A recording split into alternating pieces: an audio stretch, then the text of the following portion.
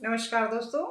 आज मैं आप लोगों के समक्ष पंडित दीनदयाल उपाध्याय जी की एक बहुत चर्चित बुक के बारे में चर्चा करना चाहूँगी। और उस बुक का लेखक जो है वो स्वयं पंडित दीनदयाल उपाध्याय जी ही हैं। और इस बुक का नाम है एकात्म मानववाद, तत्व मीमांसा, सिद्धांत और विवेचन। मतलब इस बुक को गजब लिखा है इन्होंने, पढ़ना चाहिए। इन्होंने एकात्म मानववाद के बारे में की है।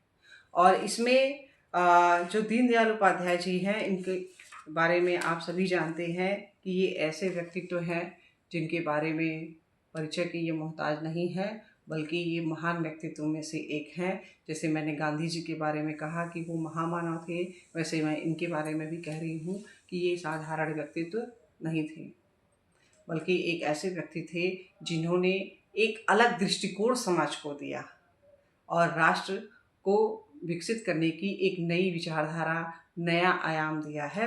और इनके बुक के बारे में मैं चर्चा करना चाहूँगी। आगे पढ़ कर के आपको बताना चाहूँगी कि इन्होंने क्या बात की है। इन्होंने मानव इसके पहले मैं बताना चाहूँगी कि इनके ऊपर एक शोध का काम किया गया है डॉक्टर महेश चंद्र शर्मा के द्वारा। और इन्होंने 15 खंड में एक लिखा है, दीनदयाल उपाध्याय संपूर्ण वाङ्मय। गजब का बुक है वो, 15 खंडों में है। और बहुत ही सुंदर तरीके से इन्होंने एक एक वॉल्यूम में एक एक चीज़ों को उठा उठा के लिखा है। और उसमें से कुछ वॉल्यूम को मैंने पढ़ा है, लेकिन उसमें सबसे ज़्यादा मुझे ज़्यादा पढ़ने का समय दिया मैंने एकात्म मानववाद के खंड पर, क्योंकि वो मुझे बहुत ज़्यादा अच्छा लगा, बहुत ज़्यादा अट्रैक्टिव लगा। हालांकि सभी खंड अपने आप में बहुत महत्वपूर्ण हैं। ये महेश चंद्र शर्मा जी हैं कौन, जिन्होंने दीनदयाल उपाध्याय जी पर शोध कार्य किया था, तो उनके बारे में थोड़ा सा बताना चाहेंगे। ये राजस्थान के चूरू कस्बे में 7 सितंबर 1948 में पैदा हुए थे डॉक्टर महेश चंद्र शर्मा जी। और इन्होंने पीएचडी की थी पॉलिटिकल साइंस में। इन्होंने 1973 में प्राध्यापक की नौकरी छोड़कर राष्ट्रीय स्वयं सेवक के प्रचारक बने थे। और आपातकाल में अगस्त 1975 से अप्रैल 1977 तक जयपुर जेल में मीसा में बंदी रहे। 1977 में से लेकर के 1983 तक अखिल भारतीय विद्यार्थी परिषद में उत्तरांचल के संगठन मंत्री रहे हैं। इन्होंने बहुत सारे ऐसे काम किए हैं जिन पर आप बात कर सकते हैं। बहुत सारे शोध काम किए हैं। और इसमें मुख्य फोकस इनका जो 15 खंडों में इन्होंने दीनदयाल उपाध्याय संपूर्ण वाङ्मय लिखा है, वो काफ़ी पढ़ने लायक, अच्छी, बहुत शोधपरक बुक है। आप सबको पढ़नी चाहिए। लेकिन मैं फ़िलहाल इसमें दीनदयाल उपाध्याय जी की लिखी हुई बुक लेकर के आई हूँ, उस पर बात करना चाहती हूँ। दीनदयाल उपाध्याय जी का जो ये बुक है, इसमें इन्होंने 3 चीज़ों पर बात की है। और ये 3 चीज़ें हैं क्या, 3 खंडों में इन्होंने इसको कहा है। पहला है कि तत्व मीमांसा। और इसमें तत्व मीमांसा की जो बात की है उन्होंने, पहला इसमें भारतीय और पाश्चात्य दृष्टि में अंतर क्या है इसको बताया। दूसरा, व्यक्ति और समाज के बीच कैसे संबंध है इसको बताया है। सिद्धांत जो टॉपिक है उसमें इसमें इन्होंने स्थिति को बताया। विवेचन किया है इन्होंने। विवेचन में इन्होंने प्रश्न किया है एकात्म मानववाद के बारे में। राष्ट्रवाद की सम्यक अवधारणा क्या है, इस पर की है। एकात्म मानववाद क्या है, व्यक्ति समष्टि परमेष्टि की बात की है। युवा अनुकूल अर्थ परिवर्तन पे बात की है। बहुत सारे विद्वज्जन, बहुत सारे शिक्षाविद इनके लेखों पर बात चर्चा करते हैं, इनके विचारों पर, और बहुत सुंदर तरीके से प्रस्तुत किए हैं। लेकिन मैंने इनकी जो बुक पढ़ी है, इस बुक की ही मैं फ़िलहाल रिव्यू देना चाहती हूँ कि इस बुक में इन्होंने बताया है कि व्यक्ति और समाज का गहरा संबंध कैसे है। व्यक्ति क्या है, तो व्यक्ति की बात समाज से करते हुए यह कहते हैं कि जिस प्रकार शरीर का प्रत्येक अंग अपने आप में महत्वपूर्ण होता है, जैसे वृक्ष का तना, शाखा, जड़, पत्ती, फल, फूल एक दूसरे पर आश्रित रहते हैं और एक दूसरे से मिलकर के ही पूर्णता को प्राप्त करते हैं, वैसे ही व्यक्ति का अंग जब समाज में रहता है तो वो भी समाज को ही प्रदर्शित करता है। और ये सभी मिलकर के ही सब समाज में रहते हैं, तभी समाज का संपूर्ण विकास होता है। इसी की बात को उन्होंने धर्म, अर्थ, काम, मोक्ष, व्यक्ति समष्टि को लेकर के बात की है। और इन्होंने इसमें जो लिखा है उस पे समाज और व्यक्ति की बात करते हुए क्या लिख रहे हैं कि अकेले खाने पीने, घूमने फिरने, मेले ठेले में जाने में आनंद नहीं आता। पेज नंबर 90 पे ये लिख रहे हैं। ब्याह शादी जैसे शुभ अवसरों पर हमारे यहाँ जब 4 आदमी आते हैं तो हमारा सुख बढ़ता है। इसी प्रकार बीमारी, मृत्यु आदि दुख के प्रसंग पर कुछ लोग आते हैं तो सहायता की बजाय कभी कभी वे समस्या बन आते हैं। फिर भी दूसरों का साथ होने से दुख हल्का जान पड़ता है, राहत मिलती है। तो व्यक्ति अकेला नहीं रह सकता। भौतिक, सामाजिक आदि सभी दृष्टियों से व्यक्ति दूसरे पर निर्भर है। अतः व्यक्ति स्वतंत्रता का नारा व्यर्थ है। कह रहे हैं समाज में जो व्यक्ति है वो स्वतंत्र रह ही नहीं सकता है, वो नारा ही व्यर्थ है। क्यों? क्योंकि हर व्यक्ति दूसरे व्यक्ति पर डिपेंड होता ही होता है। ये बात मान रहे हैं। रविन्द्रनाथ ठाकुर ने भी एक कविता लिखा है कि व्यक्ति स्वतंत्र कहाँ है। भगवान भी सृष्टि निर्माण का बंधन अपने ऊपर लेकर ही नियमों में बंधा है। वह आग का गोला हाथ में लेने वाले को जलने से नहीं बचा सकता, केवल विशेष प्रकार का केमिकल लगाने से ही बचा जा सकता है। कोई कहते हैं भगवान सब कुछ कर सकता है, लेकिन वह भी ठीक नहीं है। भगवान अन्याय नहीं कर सकता, करेगा तो वह शैतान है। भगवान तो न्याय ही करेगा, वह निरंकुश नहीं, नियम में बंधा है। ईश्वर की भी एक सीमा है, वो इस बात को बता रहे हैं। कोई स्वतंत्र नहीं है, हर व्यक्ति एक दूसरे से कहीं न कहीं बंधा हुआ है, कोई अकेला नहीं है। वो इस बात को रेखांकित कर रहे हैं और सच बात है। आप अपने समाज के आसपास नज़र घुमाकर देखेंगे तो आप पाएंगे कि कोई भी व्यक्ति किसी न किसी तरीके से किसी से जुड़ा हुआ है, और ये जो जुड़ाव होता है उसी से समाज का निर्माण होता है। और हम जब बंध जाते हैं तो बहुत सारे बंधनों में रह करके भी हम पूर्ण रूप से स्वतंत्र हैं ये कभी नहीं कह सकते हैं, क्योंकि बंधन तो है, हम माने या ना माने बंधन तो है। आगे वो ज्ञानेंद्रियों से अपूर्ण ज्ञान की चर्चा भी कर रहे हैं। बहुत सारे टॉपिक को उन्होंने बताया है। इस पे कुछ टॉपिक को, कुछ पेज को पढ़ना चाहेंगे, उसी को सुनाना चाहेंगे। पेज नंबर 18 पे उन्होंने लिखा है, प्रज्ञा के द्वारा देखो, पूर्ण ज्ञान प्रज्ञा में ही आता है। हमारे यहाँ कहा गया है इसे अंदर की ओर देखो, यानी अगर ज्ञान प्राप्त करना है तो अपने अंदर देखो, अपने अंदर झांको, आत्मा को अपने देखो, अपनी आत्मा को जानो, अपनी स्व को जानो। ये इस बात को रेखांकित करते हैं। कहते हैं जैसे अच्छा वैद्य रोगी की नाड़ी देखकर शरीर के सब अंगों का पता लगा लेता है, इसी प्रकार संपूर्ण मनुष्य जीवन की वर्तमान, भूत, भविष्य सबको मिलाकर पूर्णता का दर्शन होता है। हमारा केंद्र है पूर्णता, हमारे विचार का आधार है एकता, संघत्व, अन्य लोगों का आधार एकांगी है। अन्य लोग कौन? वो पाश्चात्य संस्कृति की बात कर रहे हैं, भारतीय संस्कृति की बात नहीं कर रहे हैं, पाश्चात्य संस्कृति की बात कर रहे हैं। आगे वो कहते हैं कि पेज नंबर 20 पे कह रहे हैं कि मैं जीतूंगा, मैं ही सबसे बड़ा हूँ, सब मेरे लिए हैं। यह भावना अहंकार को जन्म देती है। इसी अहंकार में से पूंजीवाद आया, इसी में से समाजवाद आया। समाजवाद कहाँ से आ रहा है, पूंजीवाद कहाँ से आ रहा है, वो इसकी चर्चा कर रहे हैं कि अहंकार से आ रहा है, ज्ञान से नहीं आ रहा है, अहंकार से आ रहा है। वो इस बात को कहते हैं।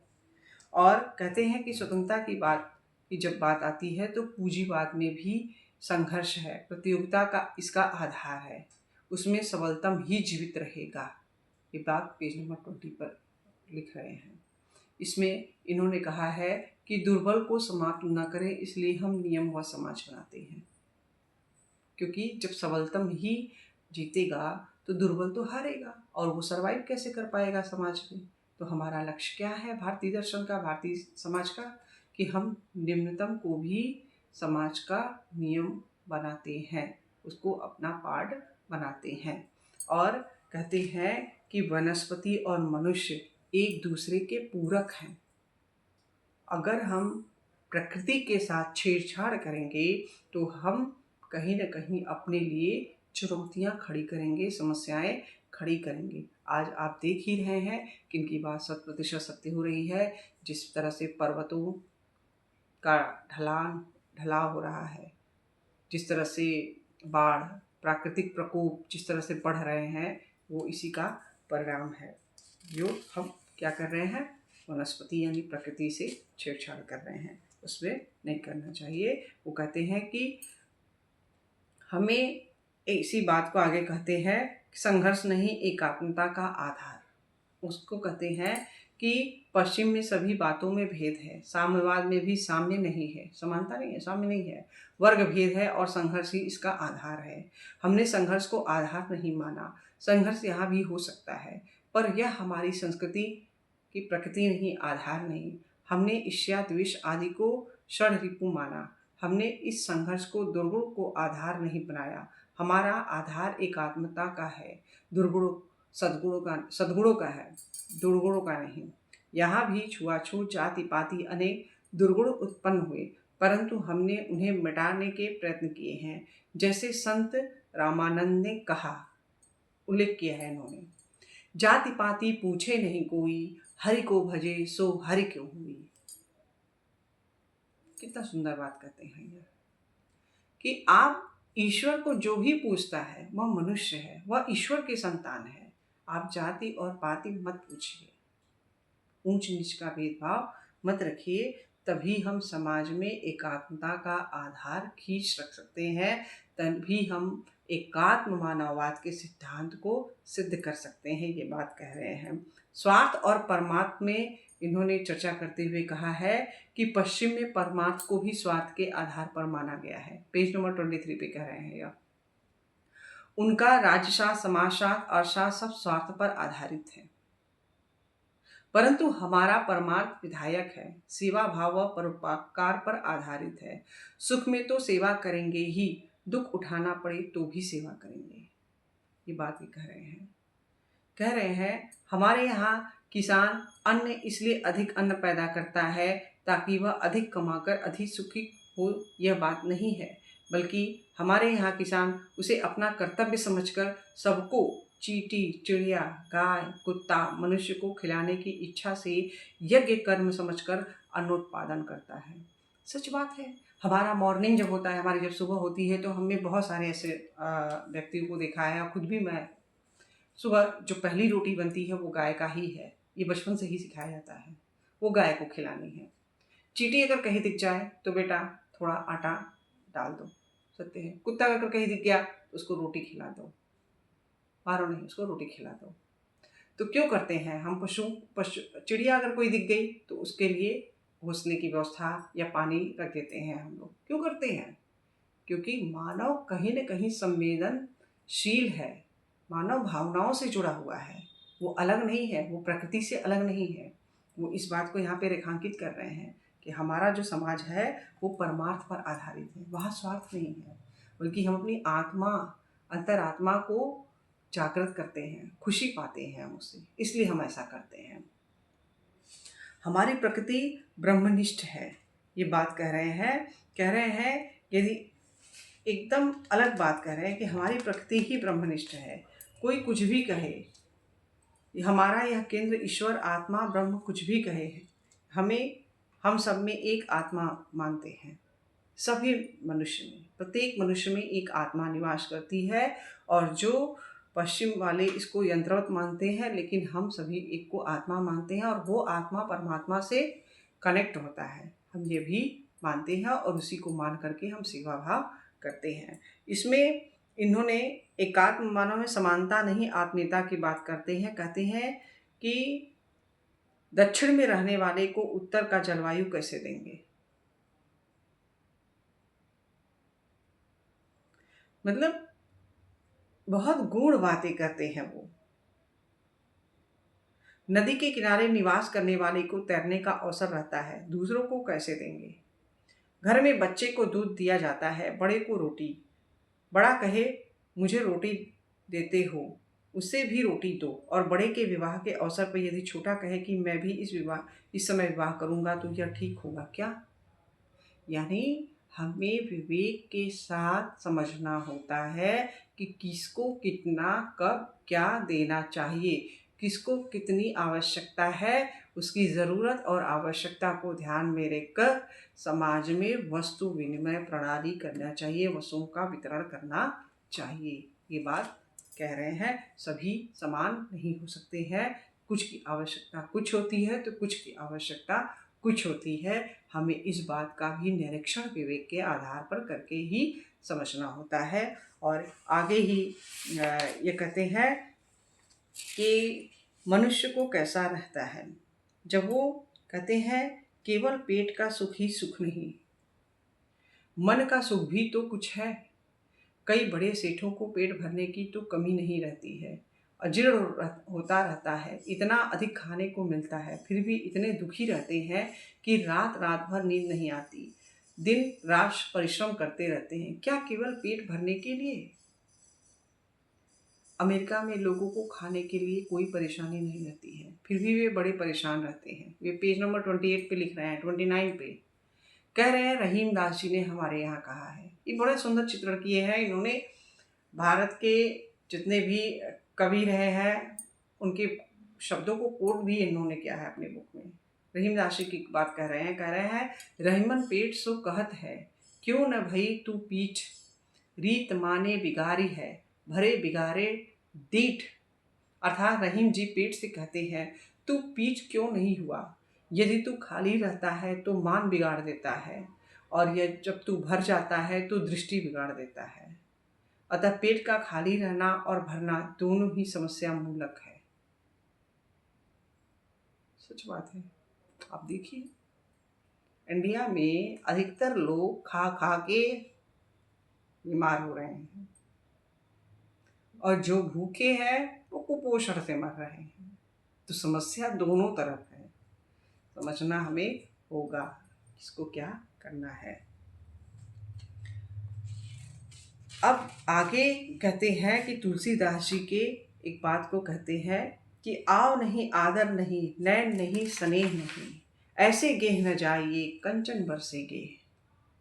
सीधी बात, बहुत सुंदर बात कही है। हम भी मानते हैं इस बात को कि जहाँ आपको आमंत्रण नहीं है और आपका सम्मान नहीं है, ऐसी जगह पर नहीं जाना चाहिए, चाहे वहाँ सोने की वर्षा हो रही हो। बहुत सुंदर बात कही है। इसी बात को उन्होंने जब महाभारत के एक कोट को कोटेट करते हुए अपने पेज नंबर 30 पे भी लिख रहे हैं कि कृष्ण दुर्योधन के यहाँ भोजन करने नहीं गए, विदुर के यहाँ गए, केले के छिलके को भी खा लिए क्योंकि वहाँ प्रेम था। घर में माँ के हाथ की रोटी के आगे दूसरे स्थान के सब व्यंजन फीके लगते हैं क्योंकि उसमें प्रेम रहता है। यानी जहाँ प्रेम है, भोजन वही अच्छा लगता है, रहना भी वही अच्छा लगता है, घर वही घर होता है जहाँ एक दूसरे के प्रति प्रेम और सम्मान है। वैसे मकान तो कई बन जाते हैं, लेकिन मकान को घर कैसे बनाना है ये सब पर थोड़ा थोड़ा डिपेंड होता है। एक अकेला व्यक्ति कितना भी करेगा कोशिश, अगर 10 लोग हैं, 9 एक पक्ष में रहें और एक अकेला अकेला खड़ा रहे तो वह संभव होना मुश्किल होता है। ये बात कह रहे हैं कि प्रेम होना चाहिए। ठीक है, आगे वो कह रहे हैं कि अपनेपन का भाव भी हमें संतोष दिलाता है। पेज नंबर 31 पर, यह संबंध जोड़ने की प्रवृत्ति अपनेपन की प्रवृत्ति है, यही आत्मीयता है। इस प्रकार शरीर, मन, बुद्धि एवं आत्मा का समुच्चय ही व्यक्ति है, तो यह सुख शरीर, मन, बुद्धि और आत्मा का सुख है। इन चारों का सुख मनुष्य का सुख है। इन चारों की उन्नति, हित और उत्कर्ष हो, यह आवश्यक है। केवल एक का ही विचार करना अपूर्ण है। कितना सुंदर बात कहे हैं, सही बात है, बहुत सुंदर। और इसी तरह उन्होंने बात की है कि हमारे समाज में व्यक्ति और शिक्षा की बात की है इन्होंने कि शिक्षा से कर्म कैसे दे सकते हैं। इसको उन्होंने कोडिट किया है पेज नंबर 34 पे कि व्यक्ति और समाज का पहला संबंध शिक्षा के रूप में सामने आता है। जब शिक्षा ही व्यक्ति और समाज को मिला देती है, व्यक्ति को पैदा होते ही समाज शिक्षा देना प्रारंभ कर देते हैं। दूध पीना भी सीखना पड़ता है, फिर शिक्षा का संस्कार बढ़ता जाता है।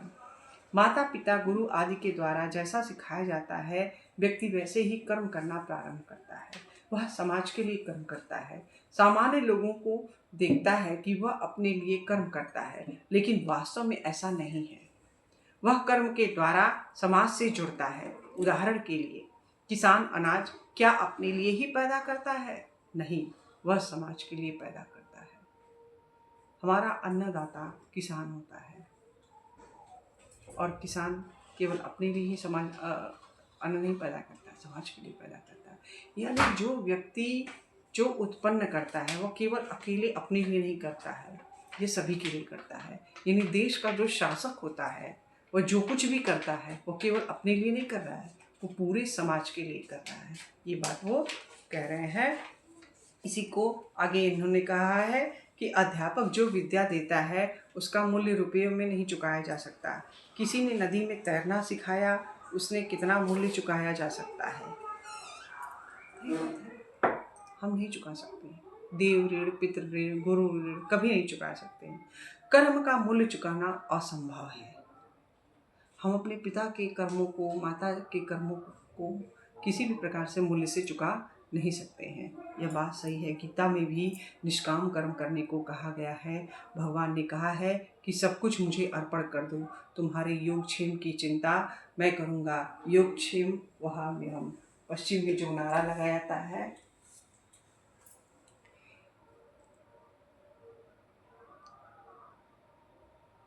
योगक्षेम की चिंता मैं करूँगा, योगक्षेम वहाम्यहम्, यह अलग ही है। पश्चिम में जो नारा लगाया जाता है कि कमाने वाला ही खाएगा, यह ठीक नहीं है। छोटा बालक व रोगी नहीं कमाता फिर भी खाता है, जो जीवित है वह खाएगा, उसका हक है, वह खाएगा।